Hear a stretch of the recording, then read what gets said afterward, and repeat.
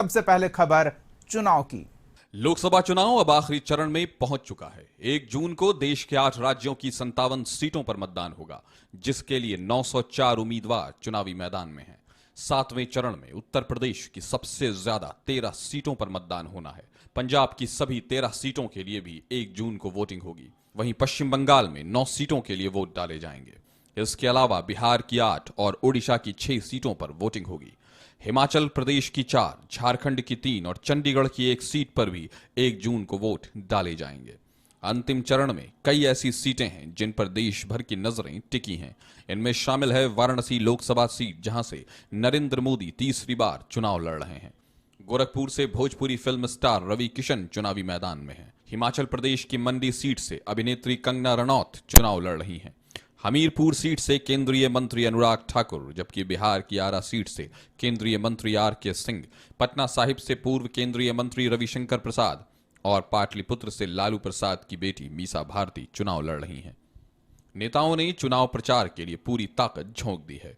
मुख्यमंत्री नीतीश कुमार अपने गृह जिला नालंदा भी चुनावी जनसभा करने पहुंचे और सरकार की उपलब्धियां गिनाई। आई लोग तो हिंदू मुस्लिम का झगड़ा भी कराते थे, याद करिए।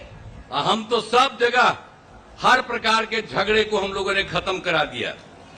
मदरसों को सरकारी मान्यता हम लोगों ने दी और उसके बाद कब्रिस्तान की घेराबंदी कराई 8000 से भी ज्यादा, और 1000 फिर और कहा उस आपकी काम शुरू करा रहे हैं। तो एक एक तरह से अब कहीं हिंदू मुस्लिम का झगड़ा होता है, सबका अध्ययन कराया। तो आपको मालूम है 94 लाख परिवार निकला जिसकी आर्थिक स्थिति बहुत खराब है। हम लोगों ने तय कर दिया कि उनकी आर्थिक स्थिति को सुधारने के लिए हम लोग राज्य सरकार की तरफ से 2 लाख रुपया का मदद करेंगे। 5 साल का हमने काम शुरू किया, ये काम हमने शुरू कर दिया कि 2005 से 2020 में 8 लाख लोगों को सरकारी नौकरी, और उसके बाद हम और भाजपा एक साथ थे। 2020 में हमने तय किया 10 लाख लोगों को नौकरी, 10 लाख लोगों को रोजगार। तो पहले भी काफी रोजगार, इस बार भी 4 लाख हो गया और 1 लाख का तुरंत होने वाला है। 3 लाख का भी काम शुरू, और अगले साल के चुनाव के पहले 10 लाख सरकार लोगों को नौकरी मिलेगी। अब 5 लाख लोगों का रोजगार हो गया, 10 लाख लोगों का भी रोजगार मिलेगा। तो हम लोग तो एक एक काम करते रहते हैं, हर प्रकार से एक एक काम करवा रहे हैं हम लोग। हर तरह से यहाँ पर बताइए, इंजीनियरिंग कॉलेज, पॉलिटेक्निक संस्थान, महिला ITI, सभी अनुमंडलों में ITI, सब तरह से हम लोग काम कर रहे हैं। और आप जानते हैं कि भगवान महावीर आयुर्विज्ञान संस्थान, हर प्रकार से GNM संस्थान, नर्सिंग कॉलेज, फार्मेसी कॉलेज, सब तरह का काम किया है हम लोगों ने। अनुमंडलों में ANM प्रशिक्षण संस्थान सा छात्रावास। नालंदा में मुकाबला है JDU के कौशलेंद्र कुमार और CPIML के संदीप सौरभ के बीच। कौशलेंद्र कुमार ने 2019 के लोकसभा चुनाव में हिंदुस्तानी आवाम मोर्चा के अशोक कुमार आजाद को हराया था।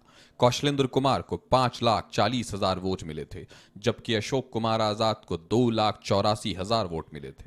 नीतीश कुमार ने नालंदा में सभा की तो कांग्रेस नेता राहुल गांधी पहुंचे पटना साहिब लोकसभा क्षेत्र और खुसरूपुर में सभा की। पटना साहिब में बीजेपी के रविशंकर प्रसाद का मुकाबला कांग्रेस के अंशुल अभिजीत से है। पटना साहिब में पिछली बार रविशंकर प्रसाद ने कांग्रेस के शत्रुघ्न सिन्हा को 2,84,000 वोटों के अंतर से हराया था। रविशंकर प्रसाद को 6,07,000 वोट मिले थे, जबकि शत्रुघ्न सिन्हा को 3,22,000 वोट मिले थे। कांग्रेस उम्मीदवार के लिए वोट मांगने राहुल गांधी पटना पहुंचे। मोदी जी, आप लंबे लंबे भाषण देना बंद कीजिए। आप देश को बांटने की कोशिश नहीं कीजिए। आप सबसे पहले देश के युवाओं को यह बताइए, बिहार के युवाओं को यह बताइए कि आपने हिंदुस्तान के युवाओं को कितना रोजगार दिया, कितनी नौकरियां दी। आपने 2 करोड़ युवाओं को रोजगार देने की बात की थी, आपने एक युवा को नौकरी नहीं दी। यहां हाथ उठा के दिखाओ भैया, बेरोजगार, ये बेरोजगार हाथ उठा के दिखाओ। ये है नरेंद्र मोदी का नतीजा, इनकी पॉलिसी का नतीजा कि हिंदुस्तान में युवाओं को रोजगार नहीं मिल सकता। ये आपके अलग अलग रास्ते थे। सेना में आप जा सकते थे, पब्लिक सेक्टर में जा सकते थे, प्राइवेट सेक्टर में आपको रोजगार मिल सकता था। नरेंद्र मोदी ने नोटबंदी, जीएसटी लागू करके रोजगार के रास्ते बंद किए और सेना में अग्निवीर लागू करके जवानों को मजदूर बना दिया। तो मैं आपसे सबसे पहले ये कहना चाहता हूं, नरेंद्र मोदी कुछ भी कहें, 4 जून के बाद इंडिया की सरकार आने वाली है। अग्निवीर योजना को फाड़ के हम कूड़ेदान में फेंकने जा रहे हैं। आप सब लोगों से अपील है कि 1 तारीख को भाई अंशुल को हाथ के निशान पर बटन दबा करके इनको भारी बहुमत से विजय बनाएं। लोकतंत्र संविधान को बचाने का आप लोग काम करें। और आप लोगों को हम कहना चाहते हैं, बैठ के बोलना पड़ रहा है, बैठ के इसलिए बोलना पड़ रहा है, मेरे हड्डी में चोट है। डॉक्टर ने कहा था कि आप बेड रेस्ट कीजिए कम से कम 3 हफ्ते। हमने डॉक्टर साहब को बोला बेड रेस्ट अब तेजस्वी तभी करेगा जब नरेंद्र मोदी जी को बेड रेस्ट ना करा दे। चुनाव के आखिरी दौर में राहुल गांधी के बिहार दौरे पर सियासत भी तेज है। जेडीयू सांसद संजय झा ने कहा है कि जब चुनाव खत्म हो रहा है तब राहुल गांधी बिहार आए हैं। अब 4 जून को रिजल्ट के साथ ही उनकी राजनीति का अंत हो जाएगा। वहीं डिप्टी सीएम सम्राट चौधरी ने भ्रष्टाचार को लेकर राहुल गांधी पर निशाना साधा तो कांग्रेस ने भी पलटवार किया। बड़ी कृपा की बिहार के ऊपर राहुल गांधी जी ने कि 1.5 महीना में ये दूसरी बार आ रहा है, लेकिन उनके आने से ये पूरा जो ये चुनाव जो 4 को रिजल्ट आएगा, परिवारवाद के पॉलिटिक्स का अंत है। और उनके आने से अब सोचिए ना, चुनाव खत्म हो गया हो रहा है तब यहाँ पर आए।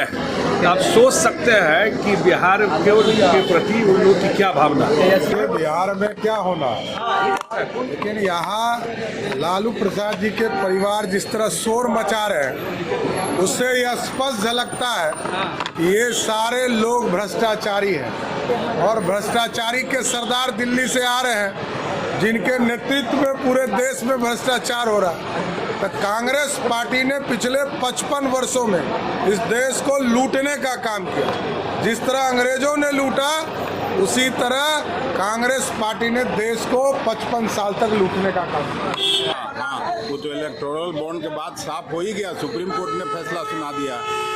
बाकी जनता सब कुछ समझती है कि भ्रष्टाचारी का सबसे सिरमौर बैठे हुए हैं नरेंद्र मोदी। 6 चरणों में अब तक लोकसभा की 486 सीटों पर मतदान हो चुका है और अब आखिरी दौर के मतदान के लिए जोर आजमाइश चल रही है।